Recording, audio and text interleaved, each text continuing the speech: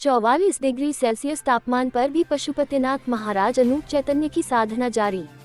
जेठ माह की भरी दोपहर जिस वक्त आदमी घर से भी निकलने में सोचता है, उसे वक्त भी भारत के संत अपनी अनूठी साधना में मगन रहते हैं। कुछ ऐसा ही देखने को मिला जबलपुर संस्कार धानी के लमेटा घाट के चौकीताल स्थित दिव्या ज्योति आश्रम में, जहां पशुपतिनाथ मंदिर के संस्थापक एवं श्री 108 परम पूज्य महामंडलेश्वर अनूप चैतन्य पशुपतिनाथ महाराज पशुपतिनाथ अखाड़ा के महंत, जो अपनी इस साधना जो कि प्रकृति से जुड़ी है, सनातन परंपरा से जुड़ी है, ईश्वर से जुड़ी है, उसमें बैठे हैं। अनूप चैतन्य महाराज के बारे में पंडित विनोद दुबे शास्त्री ने बताया कि अनेकों वर्षों से भारत के विभिन्न राज्यों के विभिन्न जिलों में पशुपतिनाथ महाराज अनूप चैतन्य जी नौतपा में भी इस प्रकार की साधना इसके पूर्व में भी कर चुके हैं।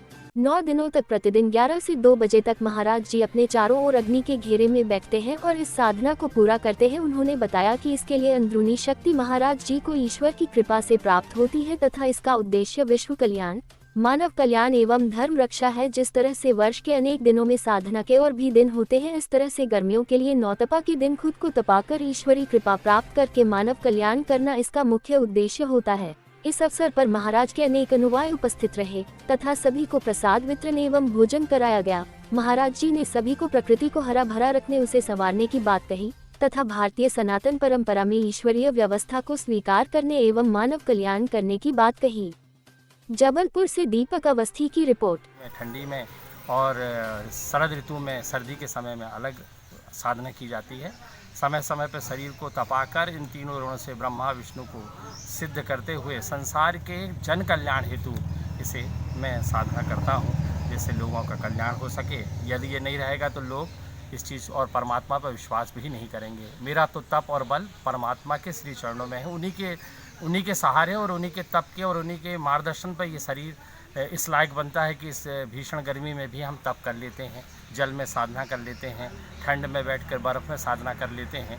तो ये नियम और संयम है जिसमें परमात्मा के श्री चरणों में कार्य हो रहा है। सिया राम, जय श्री कृष्णा। तुदेय पाद पंकजम नमामि देवी नर्मदे, तुदेय पाद पंकजम नमामि देवी नर्मदे।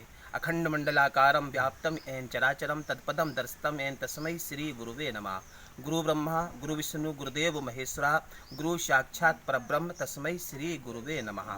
जिस तरह से आप वैशाख और ज्येष्ठ मास के पावन तट पर हर व्यक्ति गंगा यमुना त्रिवेणी नर्मदा तट में जाकर के स्नान करता है, पापों का क्षय करता है, इसी कड़ी में हमारे परम पूज्य पशुपतिनाथ अखाड़ा से सम्मानित श्री श्री 1008 श्री स्वामी परम पूज्य स्वामी अनूप चैतन्य पगला जगन्नाथ जी महाराज विगत कई वर्षों से जन कल्याण के लिए, विश्व कल्याण के लिए और हमारे संस्कार धानी के तपोनिष्ठ परम पूज्य गुरुदेव भगवान जो महामंडलेश्वर के नाम से सम्मानित हुए हैं, हमारे गुरु भगवान जो विराजे हैं, जो विगत नौतपा के ऐसी स्थिति में जो व्यक्ति घर से बाहर नहीं निकल पाता है, ऐसे